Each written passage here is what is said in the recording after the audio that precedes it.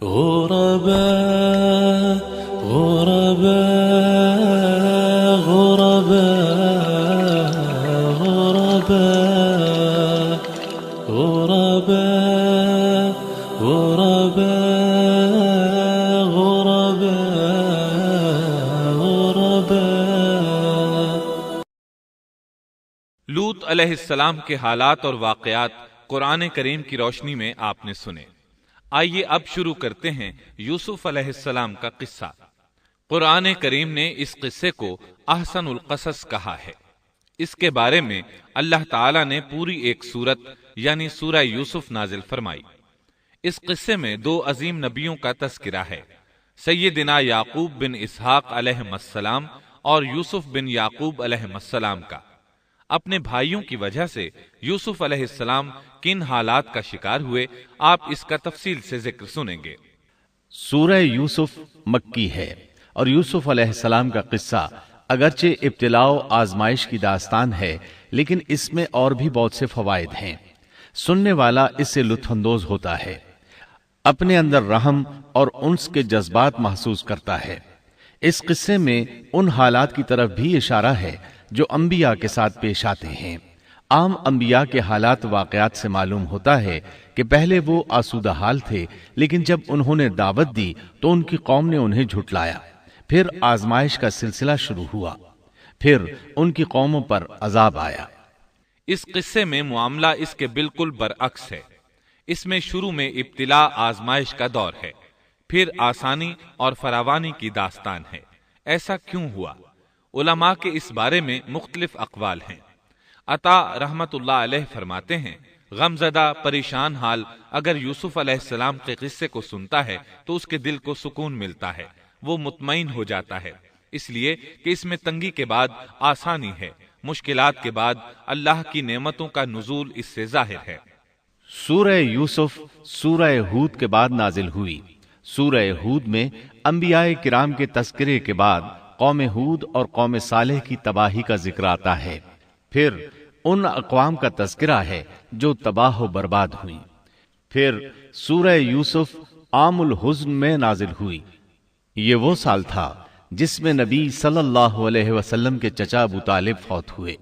ابو طالب ہر طرح آپ کا ساتھ دیتے رہے تھے، یہاں تک کہ رسول اکرم صلی اللہ علیہ وسلم فرماتے ہیں، قریش نے مجھ سے صحیح معنوں میں دشمنی کا آغاز ابو طالب کی وفات کے بعد کیا۔ ایک قول کے مطابق ابو طالب کی وفات کے صرف 3 دن بعد آپ کی پیاری اور محبوب بیوی، جنت کی عورتوں کی سردار، دنیا جہان کی افضل ترین عورتوں میں سے ایک سیدہ خدیجہ الکبریٰ رضی اللہ عنہا اس دنیا سے رخصت ہو گئیں۔ انا للہ و انا الیہ راجعون۔ یہاں تک کہ ابن عباس رضی اللہ عنہما فرماتے ہیں، أن رسول الله صلى الله عليه وسلم خط 4 خطوط ثم قال أتدرون لم خططت هذه الخطوط؟ قالوا لا. قال أفضل نساء الجنة 4: مريم بنت عمران، وخديجة بنت خويلد، وفاطمة بنت محمد، وآسية بنت مزاحم۔ رسول اللہ صلی اللہ علیہ وسلم نے 4 خط کھینچے، پھر صحابہ کرام کو مخاطب کر کے فرمایا، جانتے ہو یہ خط میں نے کیوں کھینچے ہیں؟ انہوں نے کہا، ہم نہیں جانتے۔ تو آپ صلی اللہ علیہ وسلم نے فرمایا، جنت کی افضل ترین عورتیں 4 ہیں، ایک مریم بنت عمران، دوسری خدیجہ بنت خویلد، تیسری فاطمہ بنت محمد، اور چوتھی فرعون کی بیوی آسیہ بنت مزاحم رضی اللہ عنہن اجمعین۔ سیدہ خدیجہ رضی اللہ عنہا اور ابو طالب کی وفات کا آپ صلی اللہ علیہ وسلم کو بہت شدید صدمہ ہوا۔ تب آپ کی تسلی کے لیے اللہ تعالیٰ نے سورہ یوسف نازل فرمائی اور آپ کو یقین دلایا کہ تنگی کے بعد فراخی ہوتی ہے، اور اس صورت میں سبق آموز واقعات اور عبرتوں کا تذکرہ یکجا کر دیا گیا ہے۔ جبکہ دوسرے انبیاء کے قصے قرآن اور احادیث میں مختلف مقامات پر ہیں۔ یہ قصہ قرآن کریم میں ایک جگہ کیوں ذکر کیا گیا، اس میں کیا حکمت تھی، اور باقی قصے مختلف مقامات پر کیوں بکھرے ہوئے ہیں، اس بارے میں علامہ قرطبی رحمت اللہ علیہ فرماتے ہیں، اللہ تعالیٰ نے انبیاء علیہم السلام کے قصے تکرار کے ساتھ ذکر کیے ہیں۔ ایک ہی بات کو بلاغت و بیان کے اصول کے تحت مختلف پیرائے میں ذکر کیا ہے، جیسا کہ ابراہیم علیہ السلام کا قصہ ہے۔ جب اللہ کے برگزیدہ فرشتے ان کے پاس آئے تو ان کے آنے پر ابراہیم علیہ السلام نے جو مہمان نوازی کی اس کو مختلف انداز میں بیان کیا گیا ہے۔ ایک جگہ فرمایا أن جاء بعجل حنيذ، وہ بغیر کسی تاخیر کے بھنا ہوا بچڑا لے آئے۔ دوسری آیت میں فرمایا فجاء بعجل سمين، پس ابراہیم فربا بچڑے کا گوشت لے آئے۔ ان دونوں جملوں کو جمع کرنے سے معلوم ہوا بھونا ہوا موٹا تازہ بچڑا پیش کیا گیا۔ مختلف جگہوں پر ان کا تذکرہ اس لیے کیا گیا کہ لوگ اس سے عبرت پکڑیں۔ علامہ قرطبی رحمت اللہ علیہ فرماتے ہیں، یوسف علیہ السلام کے قصے کو ایک جگہ اور باقی انبیاء کے قصوں کو علیحدہ بیان کرنے کی ایک حکمت یہ بھی ہے کہ مخالف پر حجت قائم ہو جائے کہ وہ نہ مکرر کلام لا سکتے ہیں اور نہ ہی قصہ یوسف علیہ السلام کی طرح اکٹھا کلام لا سکتے ہیں۔ مطلب یہ کہ بلاغت کی ہر قسم میں دشمن پر حجت قائم ہو سکے۔ اللہ تعالیٰ کلام کو مکرر اور غیر مکرر لا کر قرآن کا اعجاز بیان کرنا چاہتے ہیں کہ اللہ چاہیں تو ایک قصے کو ایک ہی جگہ بیان کر دیں، چاہیں تو مختلف جگہوں پر بیان کر دیں۔ کوئی یہ نہ کہہ سکے کہ دیکھو قرآن میں یہ قصہ علیحدہ علیحدہ بیان ہوا ہے، میں اس کو ایک جگہ بیان کر سکتا ہوں، یا اس کے برعکس یہ نہ کہہ سکے کہ قرآن میں تو یہ قصہ ایک ہی جگہ بیان ہوا ہے، میں اس کو الگ الگ کر کے بیان کر سکتا ہوں۔ اب ہم اس قصے کا آغاز کرتے ہیں اور اسی طرح کرتے ہیں جس طرح اس کا آغاز اللہ رب العزت نے کیا ہے۔ بسم اللہ الرحمن الرحیم، الف لام را، تلك آیات الكتاب المبین، إنا أنزلناه قرآنا عربيا لعلكم تعقلون، نحن نقص عليك أحسن القصص بما أوحينا إليك هذا القرآن وإن كنت من قبله لمن الغافلين۔ شروع اللہ کے نام سے جو بڑا مہربان نہایت رحم والا ہے۔ الف لام را، یہ روشن کتاب کی آیتیں ہیں۔ یقیناً ہم نے اس کتاب کو عربی قرآن بنا کر نازل فرمایا ہے تاکہ تم سمجھ سکو۔ ہم آپ کے سامنے بہترین بیان پیش کرتے ہیں اس قرآن سے جو ہم نے آپ کی جانب وحی کے ذریعے نازل کیا ہے، اور یقیناً آپ اس سے پہلے بے خبروں میں سے تھے۔ قصہ در اصل ایک خبر کے بعد دوسری خبر اور اطلاع در اطلاع کو کہتے ہیں، اور قصص کا اصل قصہ ہے یعنی پیچھے چلنا، جیسا کہ اللہ کی کتاب میں ہے۔ وقالت لأخته قصيه، موسیٰ کی والدہ نے ان کی بہن سے کہا کہ تو اس کے پیچھے پیچھے جا۔ اور قصص کی اصل یہی ہے کہ کسی خبر کا پے در پے آنا، اس لیے ارشاد باری تعالی ہے ہم آپ پر بہترین قصے بیان کرتے ہیں۔ وَإِن كُنتَ مِن قَبْلِهِ لَمِنَ الْغَافِلِينَ، اور یقیناً آپ اس سے پہلے بے خبروں میں سے تھے۔ غفلت سے مراد یہاں اللہ کے ذکر سے غفلت نہیں، بلکہ اس کا مطلب یہ ہے کہ نزول قرآن سے پہلے آپ ان قصص سے واقف نہیں تھے۔ اللہ تعالیٰ سورہ یوسف آیت 4 اور 5 میں فرماتے ہیں، إذ قال يوسف لأبيه يا أبت إني رأيت 11 كوكبا والشمس والقمر رأيتهم لي ساجدين قال يا بني لا تقصص رؤياك على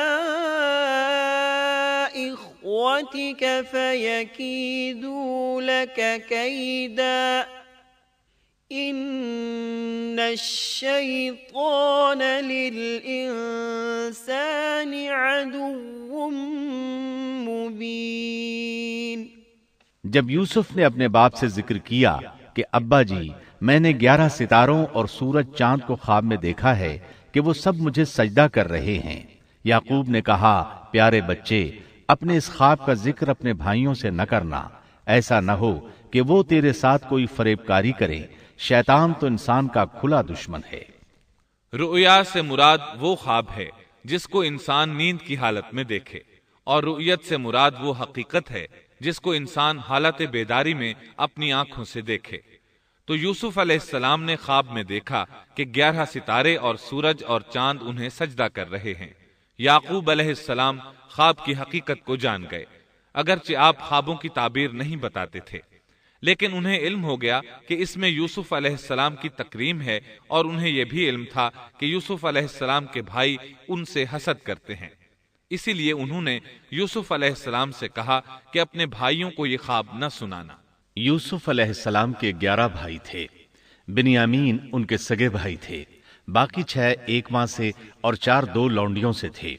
حقیقی بھائی ان سے حسد نہیں کرتا تھا، وہ عمر میں ان سے چھوٹا تھا، باقی سب ان سے حسد کرتے تھے، اور اس حسد کی وجہ یہ تھی کہ یعقوب علیہ السلام ان سے والہانہ محبت کرتے تھے۔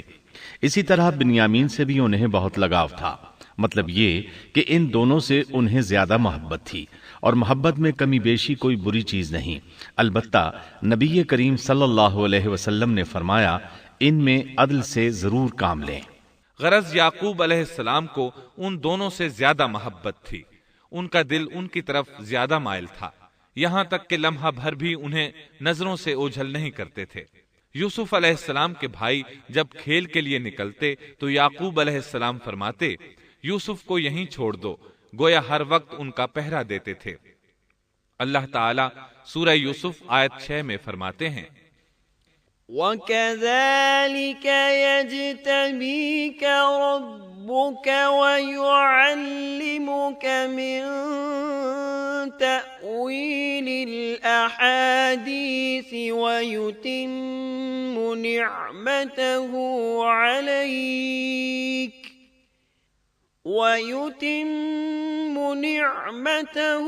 عَلَيْكَ وَعَلَى آلِ يَعْقُوبَ كَمَا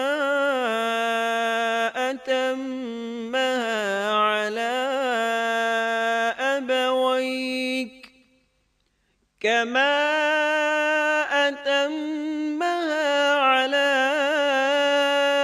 أَبَوَيْكَ مِن قَبْلُ إِبْرَاهِيمَ وَإِسْحَاقَ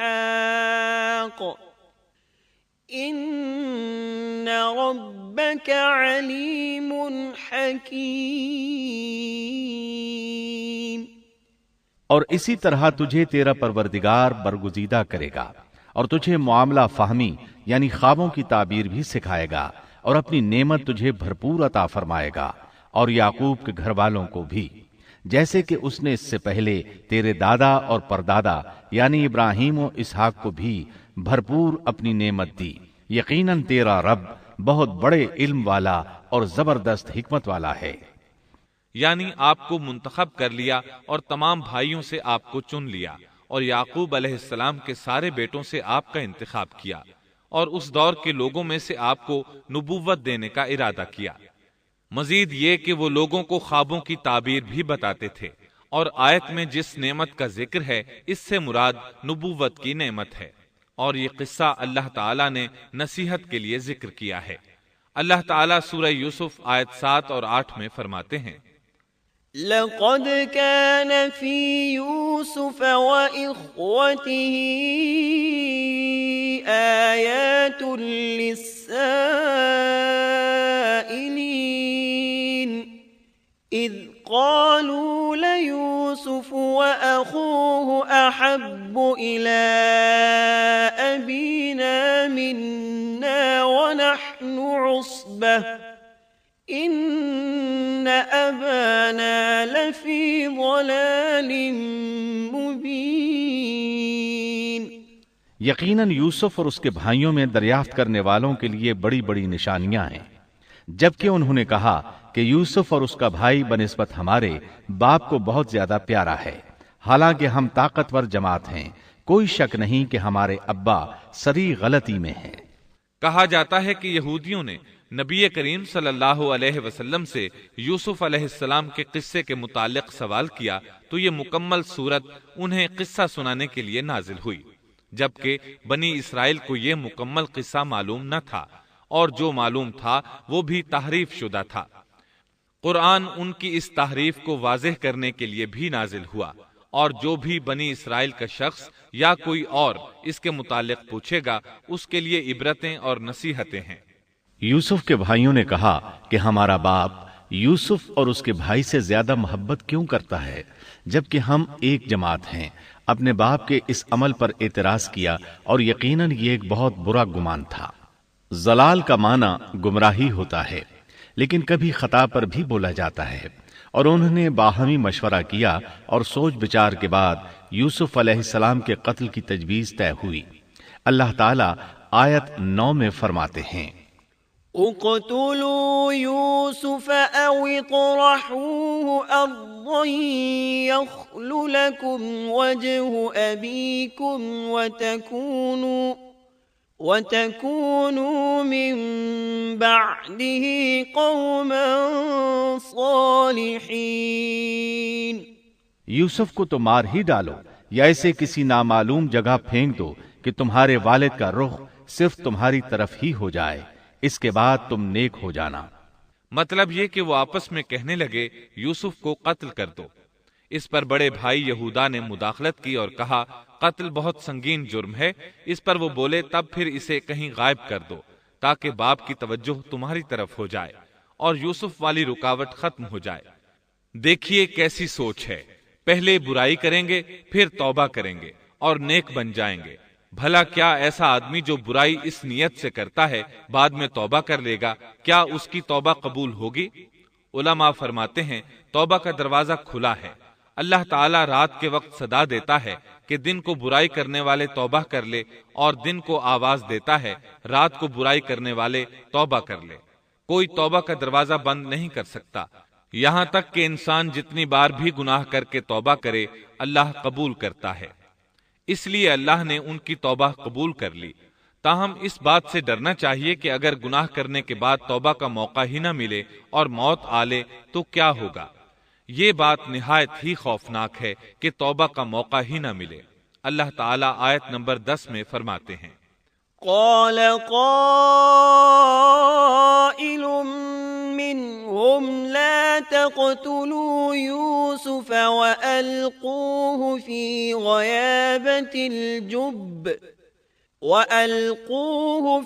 غيابة الجب يلتقطه بعض السيارة إن كنتم فاعلين۔ ان میں سے ایک نے کہا یوسف کو قتل تو نہ کرو بلکہ اسے کسی اندھے کنویں کی تہ میں ڈالاؤ کہ اسے کوئی آتا جاتا قافلہ اٹھا لے جائے، اگر تمہیں کرنا ہی ہے تو یوں کرو۔ یہودا نے انہیں قتل سے روکا اور کہا قواسم کے راستے میں اموقی نام کا کنواں ہے، اسے اس میں ڈال دو، کوئی گزرتا ہوا قافلہ اسے اٹھا لے جائے گا، اس سے نجات ہی پانا چاہتے ہو تو یہ کام کرو۔ سب نے اس بات سے اتفاق کیا۔ اب اپنے باپ کے پاس گئے، باپ سے انہوں نے جو کہا آیت 11 اور 12 میں آتا ہے، قالوا يا أبانا ما لك لا تأمنا يوسف وإنا له لناصحون أرسله معنا غدا يرتع ويلعب وإنا له لحافظون۔ انہوں نے کہا، ابا آخر آپ یوسف کے بارے میں ہم پر اعتبار کیوں نہیں کرتے؟ ہم تو اس کے خیر خواہ ہیں، کل آپ ضرور اسے ہمارے ساتھ بھیج دیجئے کہ خوب کھائے پیے اور کھیلے، اور اس کی حفاظت کے ہم ذمہ دار ہیں۔ یعقوب علیہ السلام نے ان کی بات کے جواب میں جو کچھ کہا، آیت نمبر 13 اور 14 میں اس کا ذکر موجود ہے۔ قال إني ليحزنني أن تذهبوا به وأخاف أن يأكله الذئب وأنتم عنه غافلون قالوا لئن أكله الذئب ونحن عصبة إنا إذا لخاسرون۔ یعقوب نے کہا، اسے تمہارا لے جانا مجھے تو سخت صدمہ دے گا، اور مجھے یہ بھی کھٹکا لگا رہے گا کہ تمہاری غفلت میں اسے بھیڑیا کھا جائے۔ انہوں نے جواب دیا کہ ہم جیسی زوراور جماعت کی موجودگی میں بھی اگر اسے بھیڑیا کھا جائے تو ہم بالکل نکمے ہی ہوئے۔ وہاں بھیڑیے کثرت سے تھے، اس لیے یعقوب علیہ السلام ڈرتے تھے۔ بیٹوں کے بار بار اصرار پر یعقوب علیہ السلام یوسف علیہ السلام کو ان کے ساتھ بھیجنے پر رضامند ہو گئے۔ اللہ تعالیٰ آیت 15 میں فرماتے ہیں، فلما ذهبوا به وأجمعوا أن يجعلوه في غيابة الجب وأوحينا إليه لتنبئنهم بأمرهم هذا وهم لا يشعرون۔ پھر جب اسے لے چلے اور سب نے مل کر ٹھان لیا کہ اسے غیر آباد گہرے کنویں کی تہ میں پھینک دیں، ہم نے یوسف کی طرف وحی کی کہ یقیناً وقت آ رہا ہے کہ تو انہیں اس ماجرے کی خبر اس حال میں دے گا کہ وہ جانتے ہی نہ ہوں گے۔ بعض روایات کے مطابق انہوں نے راستے میں یوسف علیہ السلام کو مارا پیٹا، برا بھلا کہا، اور ایسا کرنا ان کے لیے معمولی بات تھی، کیونکہ وہ تو قتل کے درپے تھے۔ آخر کار کنویں کے پاس پہنچے اور مشورے کے مطابق انہیں کنویں میں ڈال دیا۔ یوسف علیہ السلام کنویں میں ایک پتھر پر گرے، یعنی پانی میں نہ گرے، آپ اس پتھر پر بیٹھ گئے۔ اللہ تعالیٰ کی طرف سے انہیں تسلی دی گئی کہ آپ پریشان نہ ہوں، بہت جلد آپ کنویں سے نکلیں گے اور انہیں ان کے اس گھناؤنے فعل کے بارے میں بتلائیں گے، اور انہیں اس بات کا گمان بھی نہیں ہوگا کہ ایسا وقت بھی آئے گا۔ یوسف علیہ السلام کو کنویں میں ڈالنے کے بعد انہوں نے گھر جانے کی تیاری کی۔ آیت نمبر 16 میں آتا ہے، وَجَاءُوا أَبَاهُمْ عِشَاءً يَبْكُونَ، اور عشاء کے وقت وہ سب اپنے باپ کے پاس روتے ہوئے پہنچے۔ امام عامش قاضی شریح رحمت اللہ علیہ کی مجلس میں بیٹھے تھے۔ ایک عورت آئی، اس کا ایک آدمی سے جھگڑا تھا، وہ بہت شدت سے رو رہی تھی۔ عامش بولے، آپ دیکھتے نہیں یہ کس بری طرح رو رہی ہے؟ ان کا مطلب یہ تھا کہ یہ سچی ہے۔ قاضی شریح فرمانے لگے، یوسف علیہ السلام کے بھائی رات کو روتے ہوئے اپنے باپ کے پاس آئے تھے، پس فیصلہ رونے پر نہیں انصاف پر ہونا چاہیے۔ اب یوسف علیہ السلام کے بھائیوں نے باپ کو تفصیل سنائی۔ اللہ تعالیٰ اس کا ذکر آیت 17 میں فرماتے ہیں، قالوا يا أبانا إنا ذهبنا نستبق وتركنا يوسف عند متاعنا فأكله الذئب وما أنت بمؤمن لنا ولو كنا صادقين۔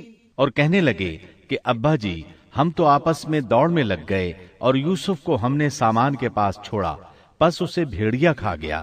آپ تو ہماری بات نہیں مانیں گے، گو ہم بالکل سچے ہی ہوں۔ سو انہوں نے یہ بات بتائی، لیکن اس سے جھوٹ صاف ظاہر ہو رہا تھا، جیسا کہ اگلی آیت میں ہے، وَجَاءُوا على قميصه بدم كذب اور یوسف کے کرتے کو جھوٹ موٹ کے خون سے خون آلود بھی کر لائے تھے۔ ابن عباس رضی اللہ عنہما فرماتے ہیں کہ انہوں نے بکری ذبح کی اور یوسف علیہ السلام کی قمیص پر اس کا خون مل لیا اور خون میں لت پت قمیص یعقوب علیہ السلام کے پاس لے آئے۔ جب یعقوب علیہ السلام نے دیکھا تو فرمانے لگے، یہ بھیڑیا بھی کتنا رحم دل تھا، میرے بیٹے کو تو کھا لیا اور قمیص کو کچھ نہیں کہا، تمہاری عقل کہاں ہے؟ اس بات کا ذکر آیت 18 میں ہے۔ قال بل سولت لكم أنفسكم أمرا فصبر جميل والله المستعان على ما تصفون۔ باپ نے کہا، یوں نہیں بلکہ تم نے اپنے ہی دل سے ایک بات بنا لی ہے، پس صبر ہی بہتر ہے، اور تمہاری بنائی ہوئی باتوں پر اللہ ہی سے مدد کی طلب ہے۔ ادھر دوسری طرف کیا ہوا؟ آیت 19 میں اللہ فرماتے ہیں، وجاءت سيارة فأرسلوا واردهم فأدلى دلوه قال يا بشرى هذا غلام وأسروه بضاعة والله عليم بما يعملون۔ اور ایک قافلہ آیا اور انہوں نے اپنے ایک پانی لانے والے کو بھیجا، اس نے اپنا ڈول لٹکا دیا اور کہنے لگا، واہ واہ، خوشی کی بات ہے، یہ تو ایک لڑکا ہے۔ انہوں نے اسے مال تجارت قرار دے کر چھپا دیا، اور اللہ اس سے باخبر تھا جو وہ کر رہے تھے۔ تفصیل اس کی یہ ہے کہ ایک قافلہ اس کنویں کے پاس سے گزرا جس میں یوسف علیہ السلام موجود تھے۔ انہوں نے پانی کی تلاش میں ایک خادم کو بھیجا، وہ کنویں تک پہنچا، اس نے کنویں میں ڈول لٹکایا، یوسف علیہ السلام اس ڈول میں بیٹھ گئے۔ خادم نے ڈول نکالا تو اس میں ایک خوبصورت بچے کو دیکھا، مارے خوشی کے وہ پکار اٹھا، یہاں ایک لڑکا ہے۔ اس زمانے میں غلاموں اور لونڈیوں کی تجارت ہوتی تھی، انہیں خوف محسوس ہوا کہ کہیں یہ لڑکا ان سے چھن نہ جائے۔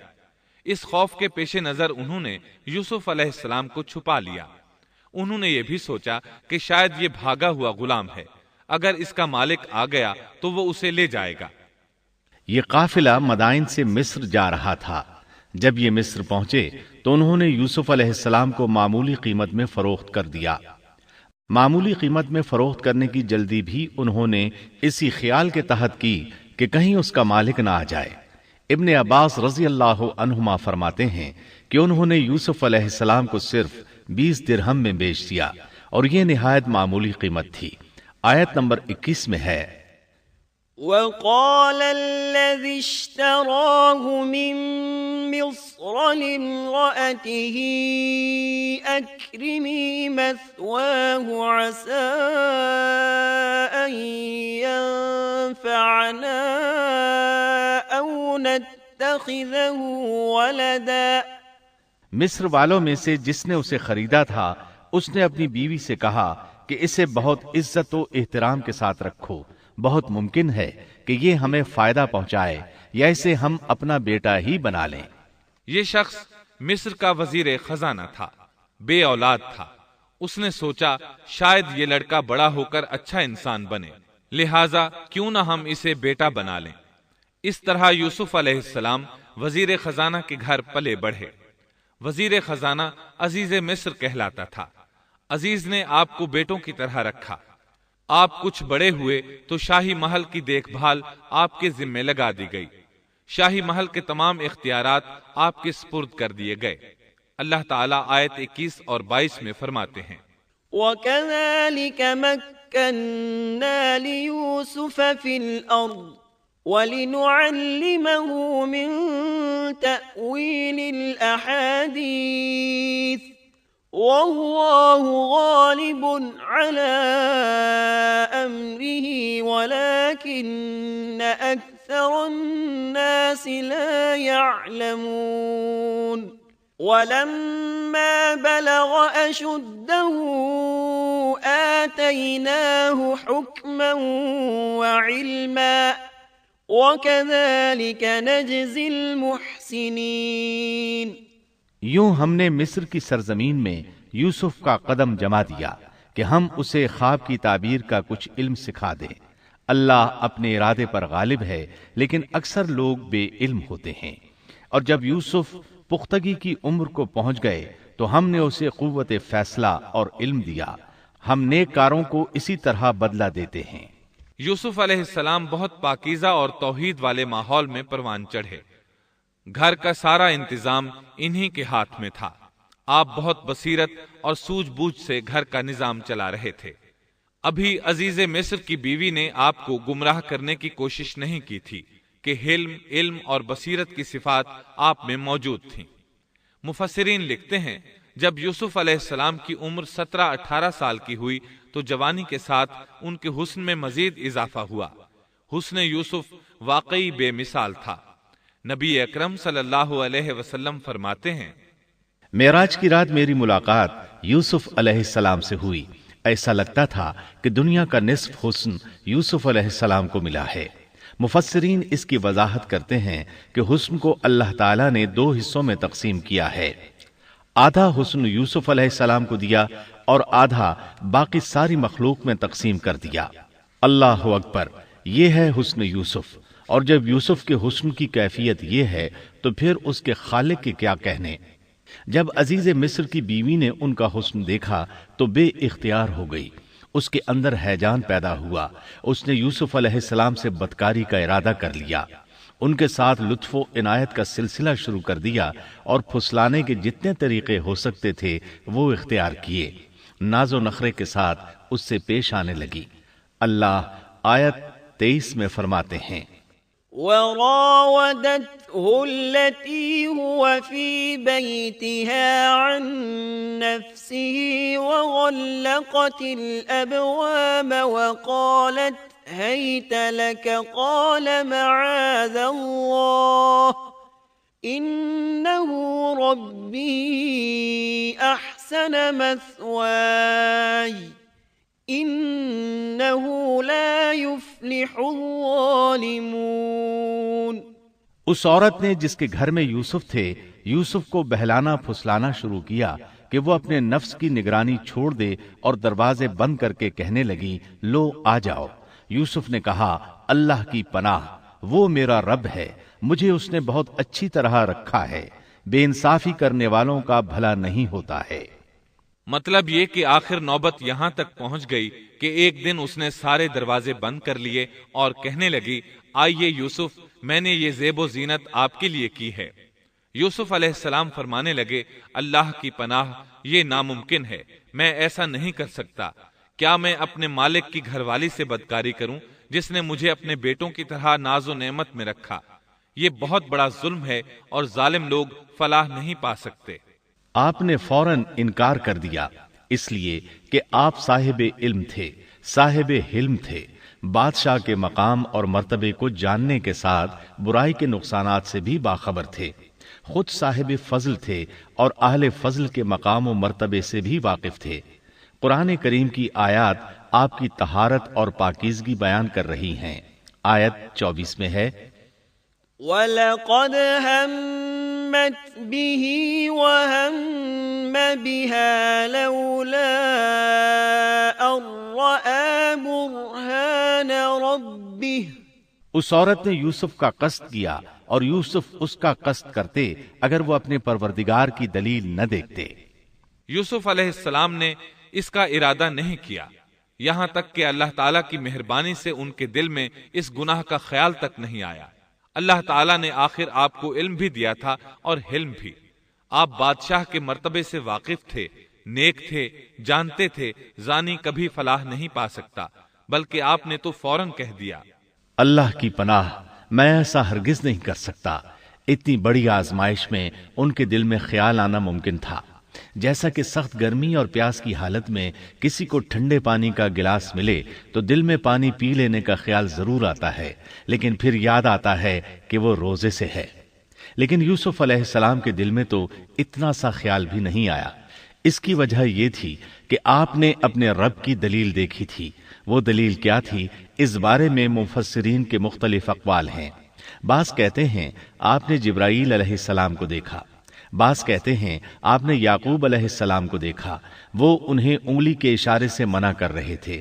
بعض نے لکھا ہے کہ آپ نے دروازے پر یہ لکھا دیکھا تھا، إنه كان فاحشة وساء سبيلا۔ بے شک زنا بڑی بے حیائی اور بہت ہی بری راہ ہے۔ بہرحال یہ مفسرین اور مورخین کے اقوال ہیں، اس بارے میں کوئی صحیح حدیث نہیں ملتی۔ اتنا ہے کہ آپ نے کوئی ایسی چیز دیکھی ضرور تھی جس کی بنا پر آپ کو خیال تک نہ آیا، اور برہان اللہ ہی کی طرف سے تھی، اس نے انہیں سوچنے بھی نہ دیا۔ اللہ آیت نمبر 24 میں فرماتے ہیں، كذلك لنصرف عنه السوء والفحشاء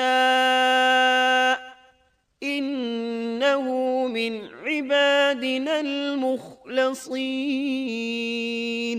اس طرح ہم نے انہیں اس برائی اور بے حیائی سے بچا لیا کیونکہ وہ ہمارے مخلص بندوں میں سے تھے۔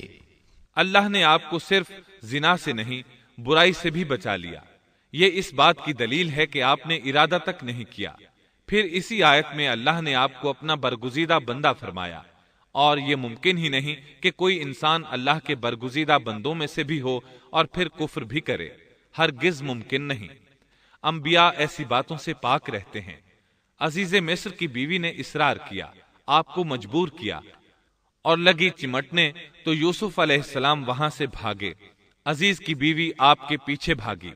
اللہ تعالیٰ نے آیت 25 میں اس واقعے کو یوں بیان فرمایا ہے، واستبق الباب وقدت قميصه من دبر وألف يا سيدها لدى الباب قالت ما جزاء من أراد بأهلك سوءا إلا أن يسجن أو عذاب أليم۔ اور دونوں دروازے کی طرف دوڑے، اور اس عورت نے یوسف کا کرتا پیچھے کی طرف سے کھینچ کر پھاڑ ڈالا، اور دروازے کے پاس ہی عورت کا شوہر دونوں کو مل گیا، تو کہنے لگی جو شخص تیری بیوی کے ساتھ برا ارادہ کرے بس اس کی سزا یہی ہے کہ اسے قید کر دیا جائے یا اور کوئی دردناک سزا دی جائے۔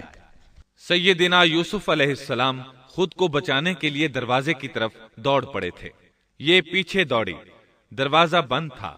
ابھی آپ دروازہ کھولنے کی کوشش کر رہے تھے کہ اس نے پیچھے سے آپ کی قمیص پکڑ لی، جھٹکا جو لگا تو قمیص پیچھے سے پھٹ گئی۔ اسی دوران دروازہ کھل گیا اور عزیز مصر اندر داخل ہوا۔ اس نے یہ منظر اپنی آنکھوں سے دیکھا کہ اس کی بیوی زیب و زینت کے ساتھ بند سنور کر یوسف علیہ السلام کے بالکل پیچھے کھڑی ہے۔ اسی وقت اس نے خود کو الزام سے بچانے کے لیے کہہ دیا، جو تیری بیوی کے ساتھ برائی کا ارادہ رکھتا ہے اس کا کیا بدلہ ہے؟ پھر خود ہی کہنے لگی اسے قید خانے میں بند کر دینا چاہیے۔ ایسا اس نے اس لیے کہا کہیں وہ یوسف علیہ السلام کو قتل نہ کر دے۔ ادھر یوسف علیہ السلام نے بھی فوراً اپنا دفاع کیا اور کہا میں مجرم نہیں، بلکہ یہ ساری کارستانی اس کی اپنی ہے۔ آیت 26 اور 27 میں ہے، قال هي راودتني عن نفسي وشهد شاهد من أهلها إن كان قميصه قد من قبل فصدقت وهو من الكاذبين وَإِن كَانَ قَمِيصُهُ قُدَّ مِن دُبُرٍ فَكَذَبَتْ وَهُوَ مِنَ الصَّادِقِينَ۔ یوسف نے کہا یہ عورت ہی مجھے پھسلا رہی تھی، اور عورت کے قبیلے ہی کے ایک شخص نے گواہی دی کہ اگر اس کا کرتا آگے سے پھٹا ہوا ہو تو عورت سچی ہے اور یوسف جھوٹ بولنے والوں میں سے ہے، اور اگر اس کا کرتا پیچھے کی جانب سے پھٹا ہوا ہو تو عورت جھوٹی ہے اور یوسف سچوں میں سے ہے۔ یہ گواہ کون تھا؟ اس بارے میں دو قسم کی روایات ہیں۔ پہلی روایت یہ ہے کہ وہ دودھ پیتا بچہ تھا، اس نے کہا کہ اس عورت نے بہکایا ہے اور یہ اللہ کا معجزہ تھا۔ دوسری روایت یہ ہے کہ عزیز مصر کے ساتھ اس کا چچا زاد تھا. اس نے کہا قمیص دیکھو کہاں سے پھٹی ہے، پیچھے سے پھٹی ہے تو یوسف سچے، اور آگے سے پھٹی ہے تو پھر وہ سچی ہے، یوسف جھوٹے ہیں. آیت نمبر 28 میں آتا ہے فَلَمَّا رَأَىٰ قَمِيصَهُ قُدَّ مِن دُبُرٍ قَالَ إِنَّهُ مِن كَيْدِكُنَّ إِنَّ كَيْدَكُنَّ عَظِيمٌ. سو جب خاوند نے دیکھا کہ یوسف کا کرتا پیٹھ کی جانب سے پھٹا ہوا ہے تو صاف کہہ دیا کہ یہ تو عورتوں کی چال بازی ہے، بے شک تمہاری چال بازی بہت بڑی ہے. سید قطب کہتے ہیں عزیز مصر ان لوگوں میں سے تھا جن کے نزدیک شرف کی کوئی قیمت نہیں تھی. اگر اس میں غیرت ہوتی تو اس کا خون کھولتا، وہ عورت پر برہم ہوتا، لیکن اس نے غصے کے بغیر کہا. آیت 29 میں ہے یوسف اعرض عن هذا واستغفری لذنبک انک کنت من الخاطئین. یوسف اب اس بات کو جانے دو، اور اے عورت تو اپنے گناہ سے توبہ کر، بے شک تو گناہ گاروں میں سے ہے. اس کے علاوہ اس نے کوئی اور بات نہ کی، یہاں تک کہ یوسف علیہ السلام کو گھر ہی میں رہنے دیا، جدا بھی نہ کیا. لیکن پھر یہ خبر شہر میں آگ کی طرح پھیل گئی. عورتیں طرح طرح کی باتیں کرنے لگیں. لوگ عزیز مصر کی بیوی کو تانے دینے لگے. آیت 30 میں ہے وقال نسوة في المدينة امرأة العزيز تراود فتاها عن نفسه قد شغفها حبا إنا لنراها في ضلال مبين.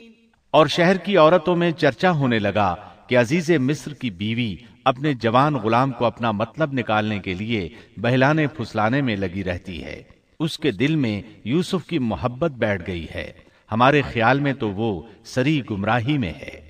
یہ چرچا ہونے لگا کہ عزیز مصر کی بیوی ایک غلام کے ساتھ برائی پر تل گئی.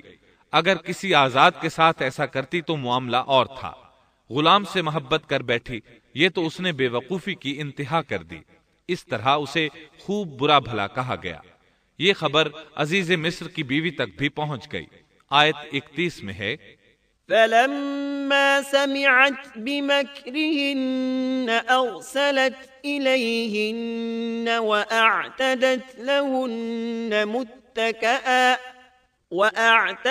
لهن متكئا وآتت كل واحدة منهن سكينا وقالت اخرج عليهن فلما رأينه أكبرنه وقطعن أيديهن وقلن حاش لله ما هذا بشرا إن هذا إلا ملك كريم.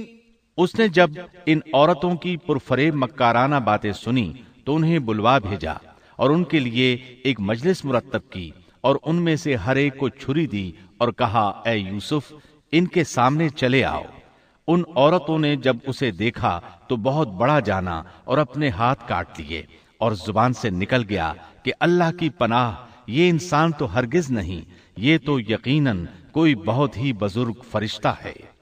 وضاحت اس کی یہ ہے کہ اس عورت نے اپنے گھر میں ایک دعوت کا انتظام کیا. تمام عورتوں کو اس دعوت میں بلایا. دعوت کا انتظام اس طرح کیا کہ سب کے لیے ایک تکیہ لگایا، پھل سامنے رکھے اور ہر ایک کو ایک ایک چھری تھما دی. ساتھ ہی یوسف علیہ السلام سے کہا کہ مجلس میں آ جائیں. جب یوسف علیہ السلام آئے تو وہ انہیں دیکھ کر مبہوت رہ گئیں. ان کے حسن سے اس قدر متاثر ہوئیں کہ اپنا ہوش نہ رہا اور پھلوں کے بجائے اپنے ہاتھ کاٹ ڈالے. لیکن اس کا انہیں احساس تک نہ ہوا. سبحان اللہ، کیا حسن تھا جس کی وجہ سے انہوں نے اپنے ہاتھ کاٹ لیے اور خبر تک نہ ہوئی. کہنے لگیں یہ تو کوئی فرشتہ معلوم ہوتا ہے، انسان اتنا خوبصورت کیسے ہو سکتا ہے. آیت 32 میں ہے قالت فذلكن الذي لمتنني فيه ولقد راودته عن نفسه فاستعصم ولئن لم يفعل ما آمره ليسجنن وليكون من الصاغرين۔ اس وقت عزیز مصر کی بیوی نے کہا، یہ ہے وہ جس کے بارے میں تم مجھے تانا دے رہی تھی۔ میں نے ہر چند اس سے اپنا مطلب حاصل کرنا چاہا، لیکن یہ بال بال بچا رہا، اور جو کچھ میں اس سے کہہ رہی ہوں اگر یہ نہ کرے گا تو یقیناً یہ قید کر دیا جائے گا، اور بے شک یہ بہت ہی بے عزت ہوگا۔ یہ آیت اس بات کی واضح دلیل ہے کہ یوسف علیہ السلام نے برائی کا ارادہ نہیں کیا تھا۔ پھر بات یہیں پر ختم نہیں ہو گئی، بلکہ تمام عورتیں یوسف علیہ السلام پر ٹوٹ پڑیں۔ ان میں سے ہر ایک کی خواہش تھی کہ یوسف علیہ السلام اس سے محبت کریں اور بے حیائی کا ارتکاب کریں۔ اپنی عزت اور شرف کو انہوں نے خاک میں ملا دیا۔ یوسف علیہ السلام کے حسن پر فریفتہ ہو گئیں۔ اس کیفیت کو دیکھ کر یوسف علیہ السلام نے اپنے رب سے دعا کی۔ آیت 33 اور 34 میں آتا ہے، قال رب السجن احب الي مما يدعونني اليه والا تصرف عني كيدهن اصب اليهن واكن من الجاهلين فاستجاب له ربه فصرف عنه كيدهن انه هو السميع العليم۔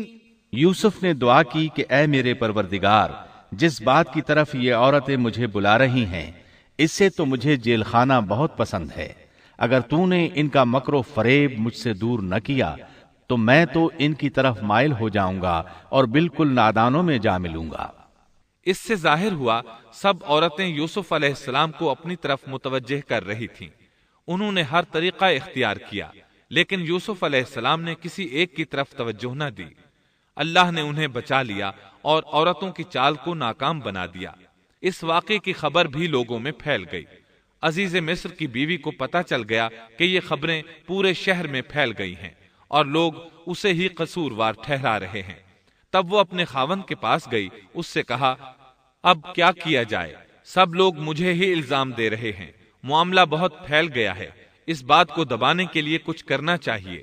عزیز مصر نے کہا، پھر کیا کیا جائے؟ آخر آپس میں مشورہ ہوا، دونوں اس پر متفق ہو گئے۔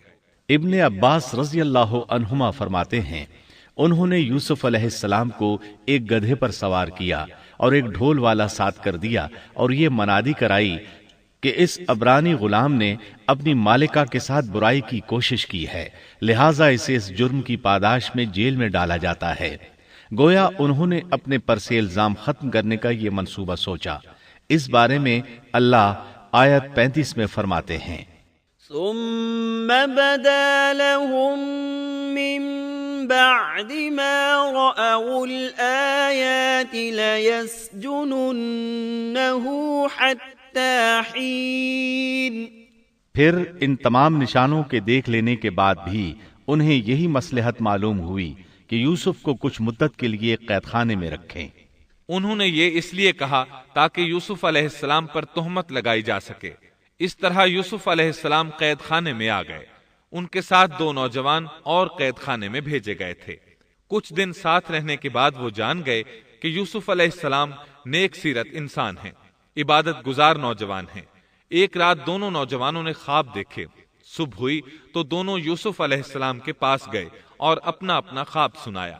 قرآن کریم آیت 36 میں اس کو یوں بیان کرتا ہے، قال احدهما انی ارانی اعصر خمرا وقال الآخر انی ارانی احمل فوق رأسی خبزا تأکل الطیر منه نبئنا بتأویلہ انا نراک من المحسنین۔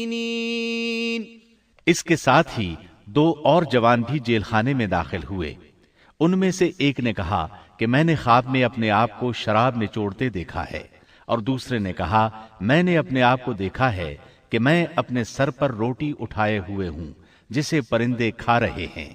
ہمیں آپ اس کی تعبیر بتائیے، ہمیں تو آپ خوبیوں والے شخص دکھائی دیتے ہیں۔ قید خانے کے قیدی بھی جان چکے تھے کہ یوسف علیہ السلام نیک ہیں۔ آپ نے سوچا یہ دین کی دعوت دینے کا بہترین موقع ہے۔ انہوں نے جو کچھ ان سے کہا وہ آیت نمبر 37 اور 38 میں اس طرح آیا ہے۔ قال لا يأتيكما طعام ترزقانه إلا نبأتكما بتأويله قبل أن يأتيكما ذلكما مما علمني ربي إني تركت ملة قوم لا يؤمنون بالله وهم بالآخرة هم كافرون واتبعت ملة آبائي إبراهيم وإسحاق ويعقوب ما كان لنا أن نشرك بالله من شيء ذلك من فضل الله علينا وعلى الناس ولكن أكثر الناس لا يشكرون۔ یوسف نے کہا تمہیں جو کھانا دیا جاتا ہے اس کے تمہارے پاس پہنچنے سے پہلے ہی میں تمہیں اس کی تعبیر بتلا دوں گا۔ یہ سب اس علم کی بدولت ہے جو مجھے میرے رب نے سکھایا ہے۔ میں نے ان لوگوں کا مذہب چھوڑ دیا ہے جو اللہ پر ایمان نہیں رکھتے اور آخرت کے بھی منکر ہیں۔ میں اپنے باپ دادوں کے دین کا پابند ہوں، یعنی ابراہیم، اسحاق اور یعقوب کے دین کا۔ ہمیں ہرگز یہ سزاوار نہیں کہ ہم اللہ کے ساتھ کسی کو بھی شریک کریں۔ ہم پر اور تمام اور لوگوں پر اللہ کا یہ خاص فضل ہے، لیکن اکثر لوگ ناشکری کرتے ہیں۔